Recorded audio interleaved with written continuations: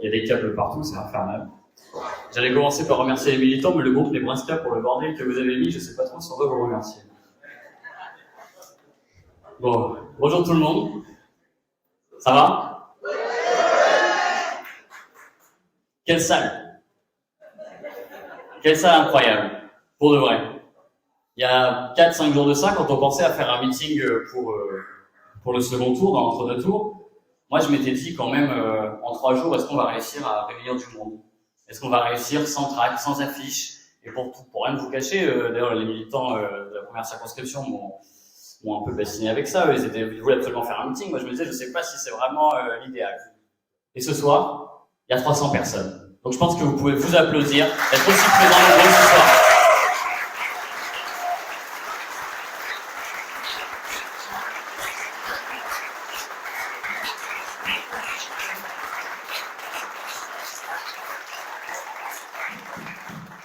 Je souhaite remercier déjà les militants socialistes, communistes, écolos, de la France Insoumise et de Génération aussi de s'être déplacés, d'avoir fait campagne avec nous jusqu'ici, jusque-là, et je pense que vous pouvez aussi les applaudir.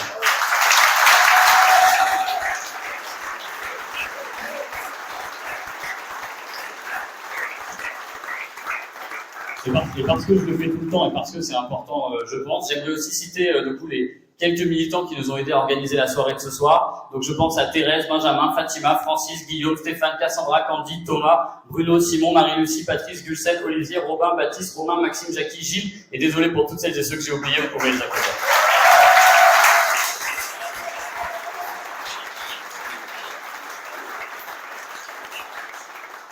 Stéphane l'a bien dit. Sans ces militants, on n'est rien. Et moi, il y a une chose que je crois, c'est que les candidats, ils n'ont pas des militants. C'est les militants qui ont des candidats. C'est eux qui ont des valeurs et qui choisissent d'avoir des gens pour les porter. Donc merci à eux, merci tout le monde. Ce sont eux qui ont collé pendant 2 mois, qui ont collé toute la circonscription, et d'ailleurs, par ailleurs, même pendant la présidentielle, qui ont passé leur nuit et jour à coller. C'est eux qui ont tracté, c'est eux qui ont ramené la sono, qui est juste là, qui ont décoré la salle, qui amènent les bières. J'ai vu des gens avec des bières tout à l'heure, donc c'est-à-dire qu'il y a des bières dans la salle. C'est eux qui les ont ramenés. Donc voilà, et c'est surtout grâce à eux si aujourd'hui on peut parler ce soir en étant les candidats qui avons fini en tête au premier tour et qui sommes qualifiés pour le second tour. Et c'est aussi eux, c'est grâce à eux qu'on aura 3 députés de gauche en Vienne.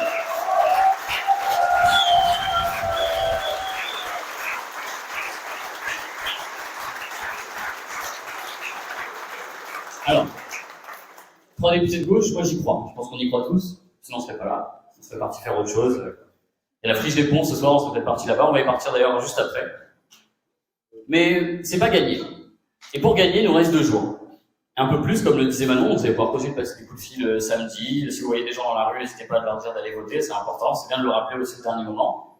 Donc il y a du matériel, info logistique, il y en a tout au fond de la salle, du matériel. Donc moi je veux que quand vous sortiez de cette salle, vous ayez votre matériel et qu'après vous puissiez aller tracter pour les 2 jours qui restent parce qu'on aura besoin de l'effort de tout le monde. Rien n'est gagné, mais tout est gagnable.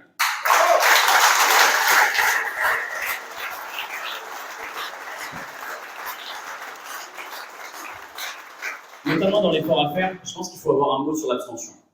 Nous on se réjouit d'être arrivé en tête au premier tour, et plutôt largement. Mais quand même, il y a 1 personne sur 2 qui a fait le choix de ne pas aller voter. Donc c'est ces gens-là qu'il va falloir aller aussi convaincre. On en croise plein. On était à l'école, hier c'était l'école de Kouti. Combien de personnes on a croisé qui nous ont dit « Ah mais je suis pas allé voter au premier, j'avais autre chose à faire, mais au second je pense que je vais y aller ». Je pense que c'est ces gens-là qu'il faut absolument aller voir. Parce qu'on réserve de voix, puisqu'on parle comme ça aujourd'hui, elle est là. C'est les gens qui ne sont pas allés voter au premier tour, mais qui pour autant sont séduits par l'espoir que l'on porte, l'espoir qui est une politique sociale, mais qui est également, et il faut le dire, de battre fermement le projet d'Emmanuel Macron.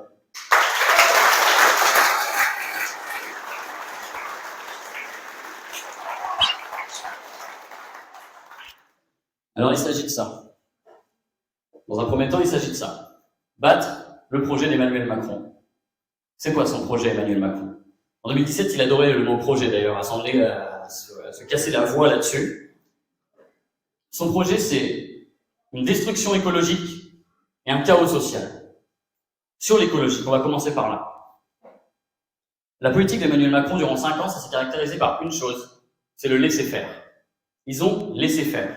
À tel point qu'aujourd'hui, on est en période de canicule, je pense qu'on crève tous de chaud ici. J'ai vu des gens ressortir tout à l'heure pour ça. Bon, en plus, il y a des gens qui ont mis des spots juste là, ce qui n'est pas agréable du tout. Mais on est en période de canicule. Ça devrait nous rappeler aussi les effets du changement climatique. Pourquoi, de plus en plus, il fait de plus en plus chaud et de plus en plus tôt. Mais face à ça, qu'a fait Emmanuel Macron pour enrayer le changement climatique? Est-ce que vous êtes capable de me citer une mesure? Moi, je sais pas. Ils ont supprimé les touillettes en plastique.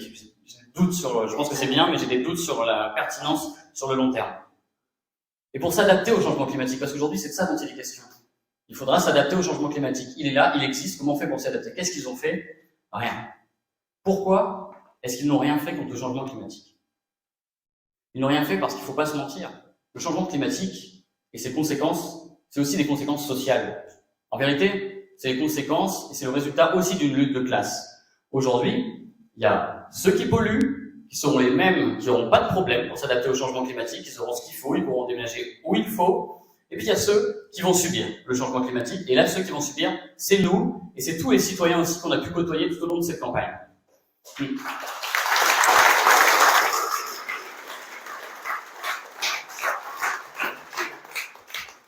sais pas si applaudir les gens qui vont subir le changement climatique, c'est une très bonne idée, mais bon, c'est vous qui faites, hein. Je voulais, merci, c'était pour que je boive, merci, oui, c'est vrai. Merci pour ça, au moins. Alors tout d'abord, il s'agit quand même de parler de ceux qui polluent. Aujourd'hui, on a tous des efforts à faire, c'est vrai. Je pense que pour la plupart d'entre nous, on les fait. Mais il y a quand même des choses qui peuvent nous chagriner un petit peu. Il y a une étude qui est sortie dans Le Monde et qui disait que un avion sur 10 qui décolle du sol français, vous savez ce que c'est? C'est un jet privé.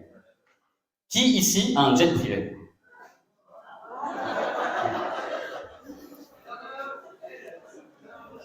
L'aéroport de Limoges doit être quand même bien rempli, quoi. Et puis bon, merci pour l'effet de serre.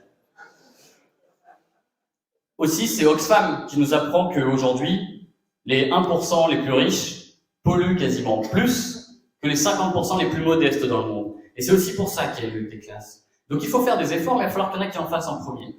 Moi, je vous reprends une anecdote là-dessus. La dernière fois, c'était il y a 2 semaines, je pars descendre les emballages à recycler, quoi, dans la poubelle bleue, que je ne me trompe pas. Non, elle est bleue, hein. Ouais. Sinon, je me serais bien fait épingler, là. Je pars descendre les poubelles, et quand je remonte, je reçois une notification sur mon téléphone d'Instagram, qui est un réseau social. Sur Instagram, il y a un petit malin, mais c'est vraiment un malin. Il a décidé de tracer l'avion privé de Bernard Arnault sur tous ses trajets. Et il recense tous les trajets, tout le temps. Donc moi, j'ai fait mon petit geste militant quotidien, je suis allé recycler mes déchets comme il fallait. Et je regarde, Bernard Arnault, un vol en jet privé, 10 minutes. Il a fait 10 minutes de jet privé à Londres, donc il a voulu passer au-dessus, je ne sais pas ce qui s'est passé, il y avait une urgence apparemment très urgente de l'autre côté. Donc c'est aussi ça.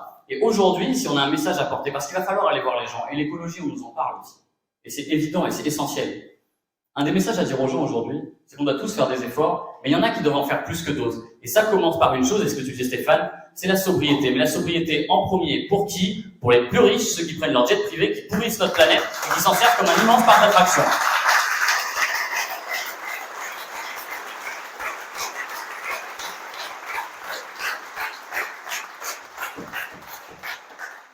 Ensuite, j'aimerais alerter aussi sur ceux qui subissent. Ceux qui subissent le changement climatique, c'est nous. Et donc, pour ça, il faut planifier, il faut s'adapter, il va falloir adapter notre mode de vie, notre société. C'est effectivement pas ce qui nous réjouit le plus, mais on aimerait aussi plus profiter de la vie comme ça a pu être fait, mais aujourd'hui, on a une urgence, c'est de s'adapter. Je lisais une étude de National Geographic sur la canicule qui expliquait que 80 millions d'emplois vont être supprimés d'ici 2030 à cause de la canicule. Notamment tous les emplois en extérieur, par exemple. Qu'est-ce qui a été fait par Emmanuel Macron jusque-là? Rien. Ensuite, je regardais, il y a eu un été très caniculaire dans le comté du Maricopa, aux États-Unis. 50% des décès, c'était qui? C'était 50%, c'était quasiment que les gens les plus pauvres du comté. Et aujourd'hui, il y a une chose, c'est que si nous, on ne fait rien pour le changement climatique, si on ne se bat pas, si on ne va pas représenter les gens jusqu'à l'Assemblée pour se bagarrer et s'adapter, eux, ils s'en fichent. Parce que ça ne les concerne pas. C'est comme sur la santé. Ils s'en fichent qu'il y ait des déserts médicaux. Eux, ça ne les concerne pas. Ils auront toujours le médecin, toujours leurs hôpitaux. Par contre, c'est nous qui allons crever de chaud et on ne pourra même pas se faire soigner sur ça.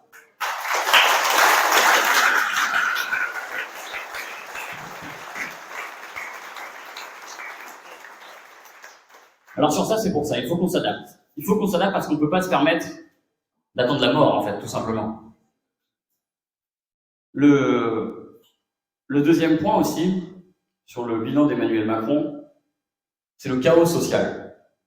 Et il y a un point qui est essentiel et à mon sens, en fait, là j'essaie aussi de donner tout un tas de points pour que quand on va voir les gens, on puisse leur expliquer sur quelques points précis en quoi il ne faut absolument pas redonner une voix aux candidats pour la députation, les candidats qui appartiennent à la majorité d'Emmanuel Macron.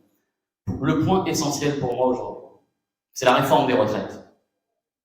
C'est quand même un monde, la réforme des retraites qui par ailleurs, je vous le sors souvent, mais qui est dans le tract de ma concurrente Sophie Baudrivière, n'existe pas. Il n'y a pas de réforme des retraites dedans, pourtant c'est la mesure phare. Désolé, il est un peu froissé, je l'utilise depuis 2 mois, donc au bout d'un moment, forcément, il commence à être un peu usé. Tout à l'heure, je m'en servais d'éventail quand il faisait chaud. Au moins, ça servait à quelque chose. Sur la réforme des retraites, donc c'est une réforme qui est cachée. Et je pense qu'ils vont tout faire pour essayer de cacher cette réforme des retraites, de faire en sorte qu'on n'en parle jamais, parce qu'aujourd'hui, c'est un gros point de clivage. En vérité, quand ils font cette réforme-là, il y a la question du financement. Alors pendant un moment, ils nous ont expliqué que le système n'était pas soutenable. Puis bon, il y a le COR, donc le Conseil d'orientation des retraites, qui dit bah si, il est soutenable pendant au moins 70 ans. Donc là, ils sont bien embêtés, puisque ceux qui gèrent le système de retraite, ils disent que c'est soutenable. Donc là, ils n'ont plus d'argument.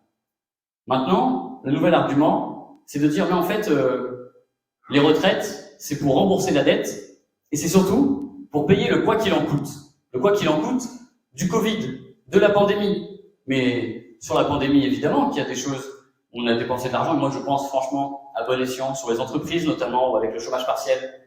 Mais il y a aussi des choses, et moi je suis pas d'accord. Je suis pas d'accord pour devoir payer les 1 milliard de McKinsey qu'ils ont payé au cabinet de conseil, alors qu'on avait des gens dans les services de l'État qui pouvaient le faire. Et on va vraiment tomber.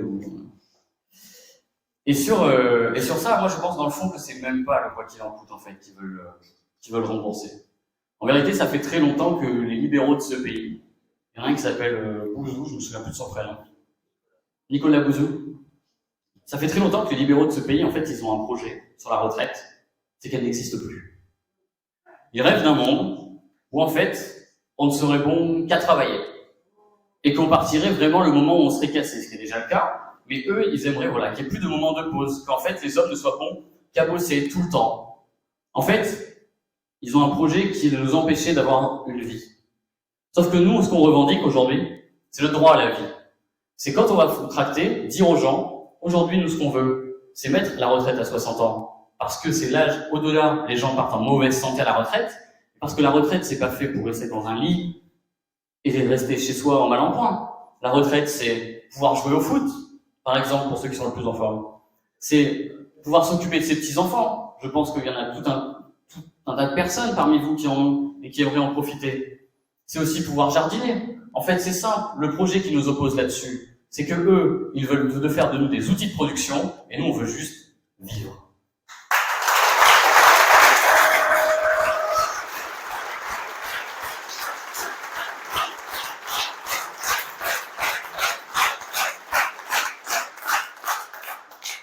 Sur le droit à la vie. Aujourd'hui, on parle de la retraite. Mais si on veut aussi glisser un petit peu, parce qu'en fait, ils attaquent également les gens quand ils travaillent.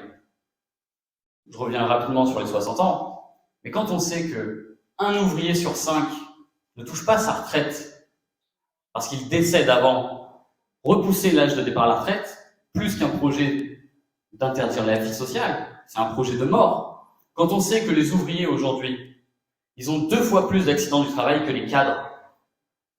Avoir supprimé une grande partie du compte pénibilité et repousser l'âge de la retraite, c'est un projet de mort. Et aujourd'hui, moi j'écoute beaucoup de rap, et j'entendais un artiste qui disait, et je pense qu'il résume bien les choses, aujourd'hui il recule l'âge de la retraite, mais en vérité, ils avancent celle de la mort. Et nous, c'est contre ça qu'on doit se battre. On doit ramener la vie et l'espoir aux gens et dire que non, on n'est pas que bon à travailler. On peut travailler, on peut y prendre du plaisir, mais on a aussi le droit de se reposer, le droit de souffler.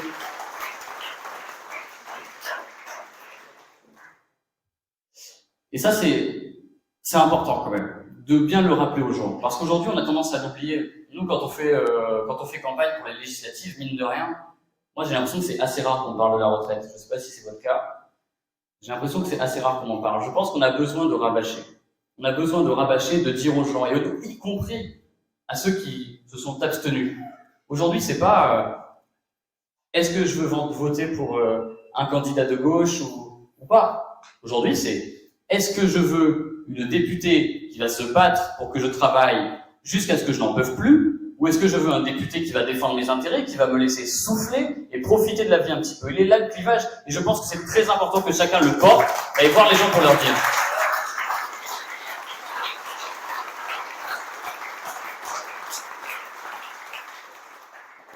Alors face à ça, nous, c'est quoi notre projet? Je cherche une citation, une seconde. Nous, notre projet, c'est que les gens ils puissent souffler. C'est aussi simple que ça. Et moi, finalement, des fois, quand je tracte et que je vois les gens, c'est presque tout ce que je leur dis. Je leur dis, je vous promets pas la lune.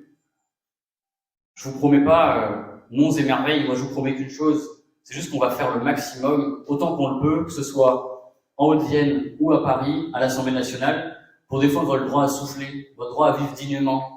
Et même les gens, ils demandent pas la lune en général, ils demandent d'être représentés dignement. Et nous, c'est ça notre projet. Et je prends un exemple sur ça. Tous les jours, avec Benjamin, qui est mon collaborateur, on reçoit des coups de fil. Quasiment tous les jours. Souvent des militants, mais aussi, très souvent, des gens qui n'en peuvent plus. Tout à l'heure, on avait rendez-vous justement en Bazac et on est arrivé en retard. On est arrivé en retard parce que le téléphone, il a sonné. Et quand on a décroché, il y avait une dame qui nous disait « Monsieur Maudet, je m'appelle Christine, je vous soutiens, mais je n'en peux plus. Je suis handicapée, je vis avec un mari violent, mais je ne peux pas partir.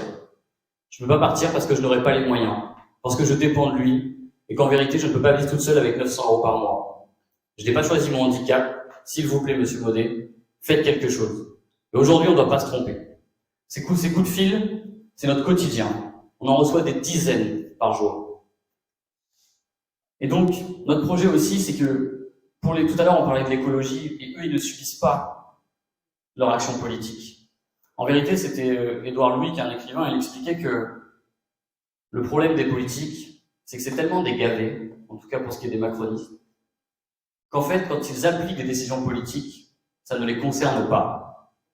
Et qu'aujourd'hui, quand ils ne veulent pas déconjugaliser la hache, par exemple, ou quand ils ne veulent pas la mettre au minimum du seuil de pauvreté, ça a des conséquences directes sur les gens.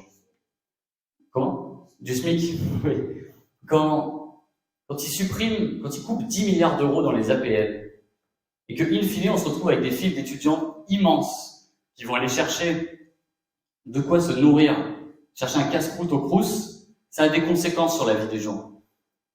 Par exemple aussi, on pourrait citer un exemple qui est la question des contrats aidés. Dès le début du quinquennat Macron, qu'est-ce qu'ils ont fait? Ils ont supprimé une grande partie des contrats aidés. Ils les ont rabotés.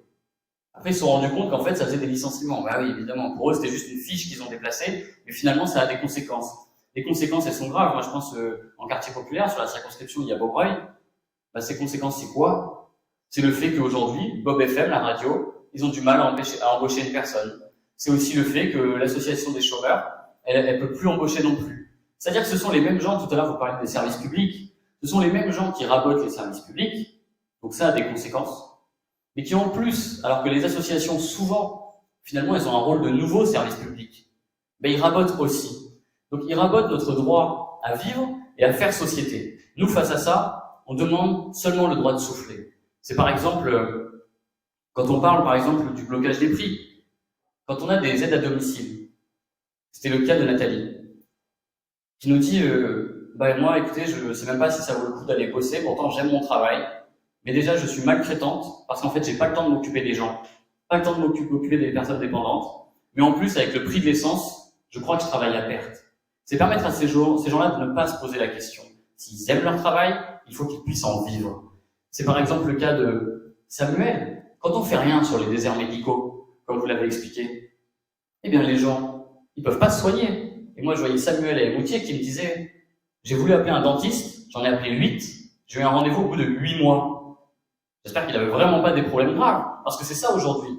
Et par ailleurs, sur les déserts médicaux, conséquence encore plus grave. Aujourd'hui, les deux entrées pour aller se faire soigner, c'est les médecins généralistes et c'est les urgences. Il n'y a plus de médecins généralistes. Et maintenant, si on va aux urgences et qu'on n'est pas hospitalisé, on paye.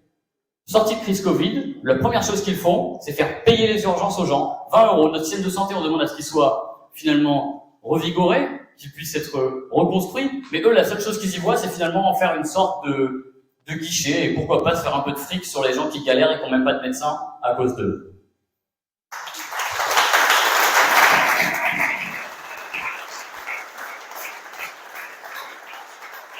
C'est aussi le dernier exemple, parce qu'on a beaucoup parlé des accompagnants d'enfants, d'élèves en situation de handicap, et donc je ne vais pas y couper. J'en ai rencontré une à Ambazac qui s'appelle Isabelle.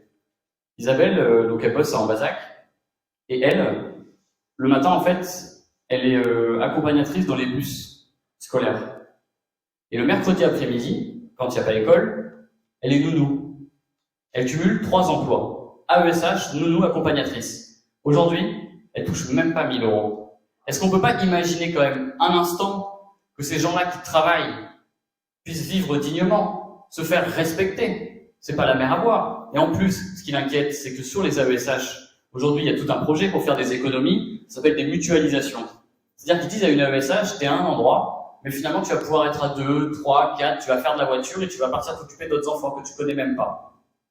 Et donc elle, son inquiétude aujourd'hui sur les conséquences concrètes, quand on ne donne pas un salaire décent aux AESH, qu'elles sont obligées de travailler sur 3 emplois, mais que derrière on dit que finalement elles vont être corvéables à merci, c'est que l'année prochaine, si elle se retrouve à devoir aller faire tous les emplois, à devoir faire AESH dans tous les collèges, elle perd 2 emplois, et donc du coup elle retombe à 700 € par mois. Et c'est aussi contre ça qu'on doit se battre, faire en sorte juste que les gens puissent vivre et vivre correctement.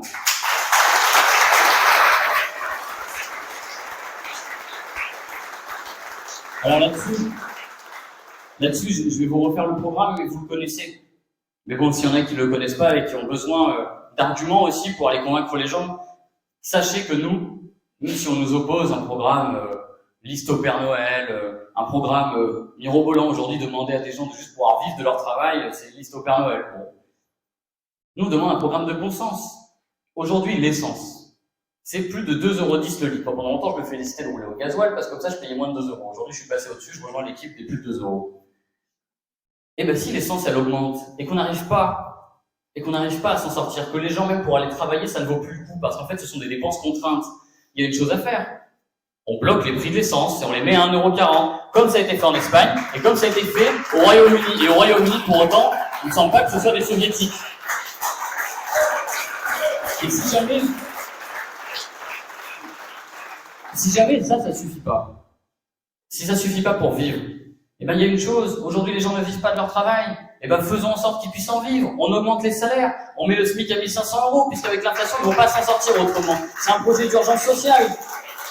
Quand les gens, ils ont le dos cassé avant de partir à la retraite, on met la retraite à 60 ans. Quand il y a une urgence climatique, c'est du bon sens de dire, eh ben, il y a une urgence climatique. Eh ben, donc, on planifie la transition écologique. Et on laisse pas, à chaque fois, pour les énergies renouvelables, dire, bon, bah, les entreprises privées, allez-y, allez trusser tous les terrains possibles. Comme ça, les citoyens, ils sont en colère contre ces projets-là. Et en fait, ils cherchent qu'une chose, in fine, c'est rendre la transition climatique impopulaire. Sauf que ce qui est impopulaire, c'est eux. Et nous, en la planifiant, on va montrer que non, les gens, ils peuvent comprendre qu'aujourd'hui, on a besoin de faire un mix. On a besoin d'aller vers les énergies renouvelables et de faire en sorte que non, c'est pas le Far West des énergies renouvelables, mais que l'État, il doit revenir au centre et planifier pour qu'on puisse enfin vivre dignement et surtout se battre contre le changement climatique.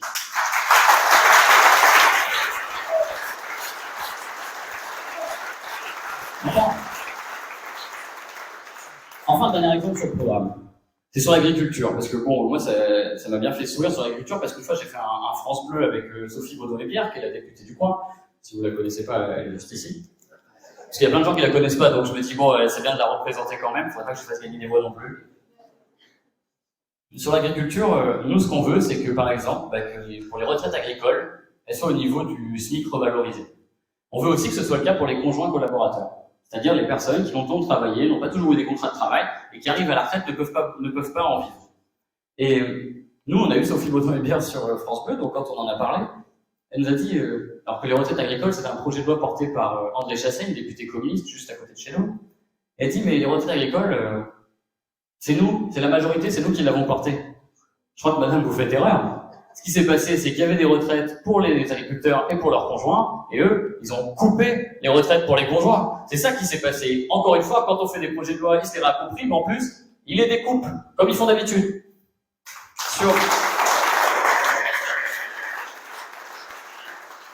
Et ensuite, sur le côté liste au Père Noël, et je termine là-dessus sur le programme. Il y a une chose, c'est que nos voisins le font. Quand il y a eu la hausse des prix de l'énergie, en Espagne et au Portugal, qui sont des gouvernements de gauche, tout de suite, ils ont baissé les prix de l'énergie et ils ont taxé ceux qui faisaient des profits. Au Royaume-Uni, quand il y a eu la hausse des prix de l'essence, et pourtant le Royaume-Uni, c'est quand même pas un pays de gauche, ce qu'ils ont fait, ils ont taxé les industries pétrolières et en même temps, ils ont baissé les prix de l'essence. Alors que chez nous, quand même, on a le fleuron, on a la masterclass, on a Total qui multiplie ses bénéfices en 2021 par 23, le prix de l'essence, il passe à 2,10. Mais quand on parle de l'inflation, quand on parle des prix de l'essence, il y a un mot qui n'est pas dit. C'est Total. Jamais. C'est le silence radio, comme si on ne pouvait pas en parler. Pourtant, les autres pays le font. Sur les salaires aussi. Sur les salaires, très longtemps, on nous a dit, mais vous vous rendez compte, vous ne pouvez pas augmenter les salaires. Les entreprises, elles vont pas réussir, elles vont pas supporter. Donc, déjà, s'ils avaient lu le programme, ils auraient compris qu'en fait, on va baisser les impôts sur les sociétés pour les PME et TPE pour leur permettre de souffler. On va aussi relancer la commande publique parce qu'aujourd'hui c'est pas normal. Et par exemple, c'était le cas à l'Assemblée nationale. Quand on demande à plein d'entreprises de masques en France de faire des masques en urgence pour le Covid, en fait 3 mois plus tard, on fait importer des masques en Chine pour les donner aux députés. Donc ça, s'ils avaient compris ça, qu'en fait si on refaisait de la commande publique, on pourrait relancer les entreprises. Mais enfin sur les salaires, moi je connais 3 pays qui ont augmenté les salaires récemment. C'est les États-Unis, pareil, pas un fleuron, quand même un nid soviétique, c'est le Royaume-Uni, et enfin c'est l'Allemagne, le fameux modèle allemand dont on nous parle tout le temps, mais quand ils augmentent les salaires, là par contre on ferme les yeux et on regarde plus bas. Donc aujourd'hui, si c'est possible, c'est à nous de le porter et dire aux gens, oui c'est possible, mais pas sans vous, il va falloir aller voter.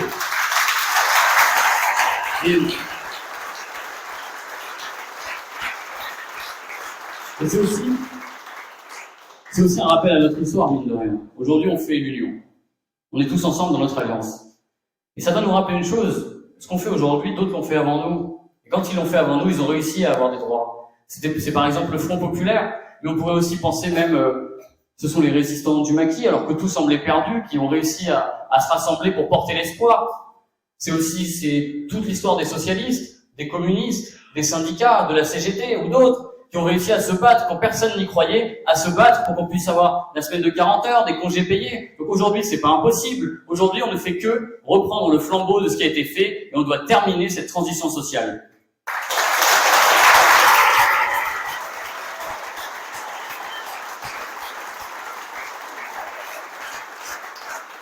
Et alors pourquoi voter pour nous aussi?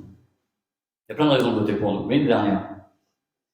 Tout à l'heure, j'y ai pensé juste tout à l'heure quand tu as parlé de Djebari, qui est vraisemblablement moins ministre que star sur les réseaux sociaux, mais bon, faut suivre un petit peu ce qui s'y passe. Sur TikTok, exactement, oui, bien joué. Aujourd'hui, on a besoin d'avoir des députés qui se bougent pour les gens, qui les représentent, mais aussi et peut-être surtout finalement, qui les écoutent, qui ouvrent des permanences où les gens peuvent aller, où ils peuvent déclarer leur plainte et que le député, lui aussi, son rôle, c'est que si ça fait légion, qu'il aille le porter à l'Assemblée nationale. Aujourd'hui, c'est quand l'hôpital de Limoges, il faut attendre 9 heures pour se faire soigner, et que le député du coin, lui, sa priorité, c'est d'aller porter ça à l'Assemblée nationale pour que la ministre de la Santé l'entende. Quand les AESH accumulent 3 emplois pour à peine 1 000 €, le député, son rôle, c'est d'aller voir le ministre de l'Éducation et de lui expliquer, mais surtout de l'expliquer à haute voix dans l'Assemblée, de dire non, ça ne va pas, la situation ne va pas. C'est notre rôle. Les députés, ils sont pas là pour écouter ce que dit Emmanuel Macron et le faire redescendre sur le territoire et dire regardez à quel point il est magnifique Emmanuel Macron. Non, les députés ils sont pas là pour représenter le président, les députés ils sont là pour représenter les gens. Il faut que les gens ils rentrent dans l'Assemblée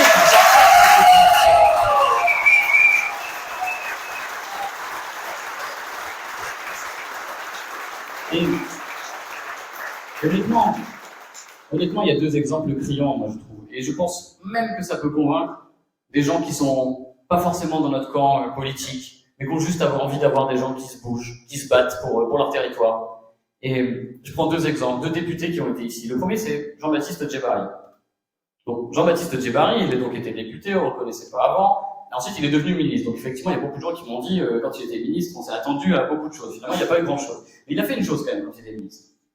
Quand il était ministre, Jean-Baptiste Djebbari, il bossait 3 semaines.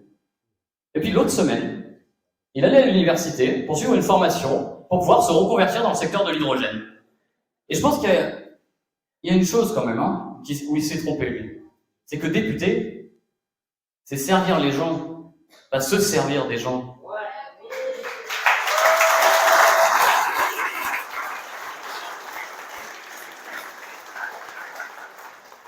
Et enfin, mon dernier exemple sur le rôle des députés.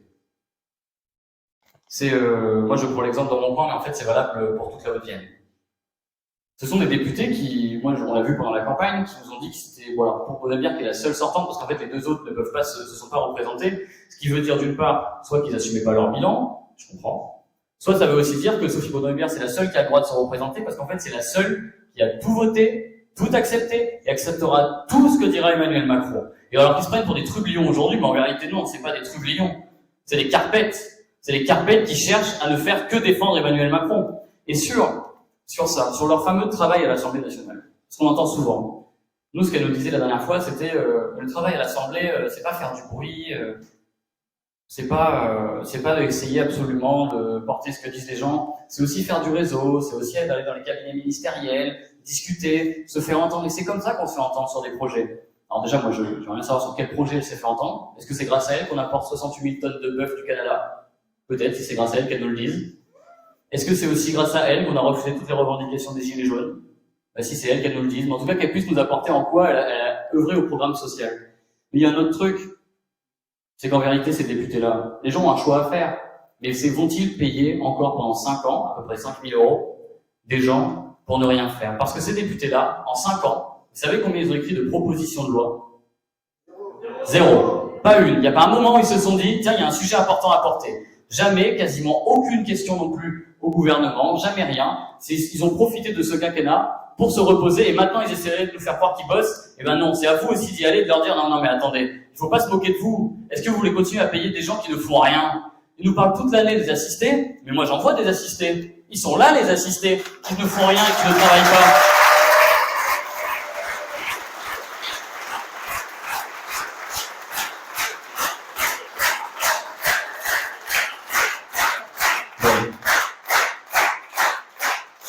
Je termine avant qu'il soit 23 h.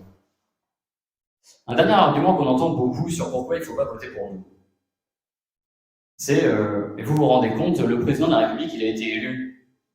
Et là, vous voulez enrayer la démocratie. Donc déjà, c'est avoir une faible connaissance de la séparation des pouvoirs dans ce pays, parce que non, l'Assemblée nationale, elle n'est pas là pour seulement écouter le président de la République, elle est là pour voter et débattre. Sauf que pendant 5 ans, je pense qu'on a été trop mal habitués avec des gens qui ne faisaient que voter ce que voulait Emmanuel Macron. Mais puis c'est pas la démocratie qu'on veut enrayer. Ce qu'on veut enrayer aujourd'hui, c'est le projet d'Emmanuel Macron, c'est le projet qu'il porte, et effectivement, on peut s'en targuer, on veut l'enrayer et on veut porter autre chose pour ce pays, pour que les gens puissent vivre. Et ce matin sur ce sujet-là, j'avais une interview avec TV Finance, je ne sais pas si vous connaissez, donc encore on peut parler à tout le monde. Et sur TV Finance, à la fin, il me demande, mais Monsieur Maudet, est-ce que vous n'avez pas peur quand même que si Emmanuel Macron il n'a pas sa majorité, ce soit le brouhaha? Je me suis dit, le brouhaha, déjà c'est un mot que je n'avais pas entendu depuis très longtemps. Mais aujourd'hui, le brouhaha, c'est pas nous, excusez-moi, mais pendant ce quinquennat, on a eu la réforme des retraites, on a eu la crise du Covid qui a été gérée n'importe comment, et c'est ce que tu rappelais Stéphane. Et puis, quand même, le brouhaha, on a eu le mouvement des Gilets jaunes, 27 éborgnés, 321 crânes fracturés, 5 mains arrachées. Le brouhaha, c'est eux le brouhaha, c'est eux qui mettent le bazar tout le temps.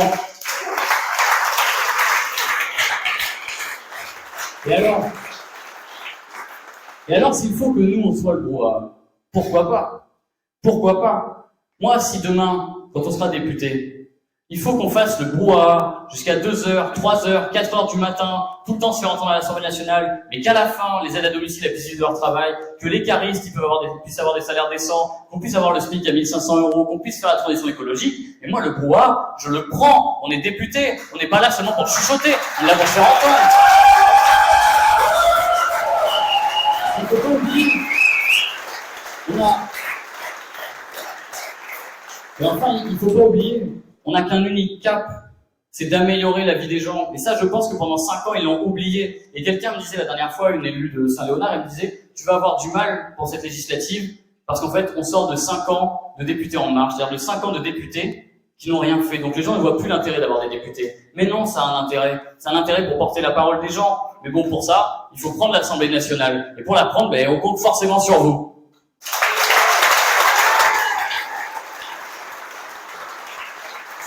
Et enfin, je conclue. On a commencé notre campagne sur la première circonscription à Ambazac, où la maire est là d'ailleurs dans la salle, je pense que vous pouvez l'applaudir.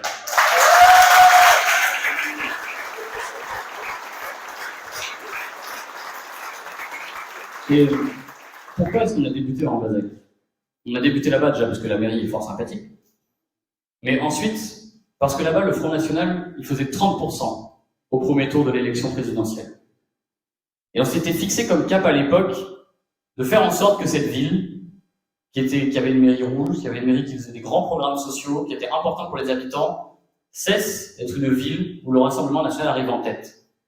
J'ai regardé les résultats de l'élection législative et je pense qu'il y a une chose dont on peut se féliciter, c'est qu'aujourd'hui, en tête à Ambazac, c'est l'Union de la gauche, et c'est pas le Rassemblement national.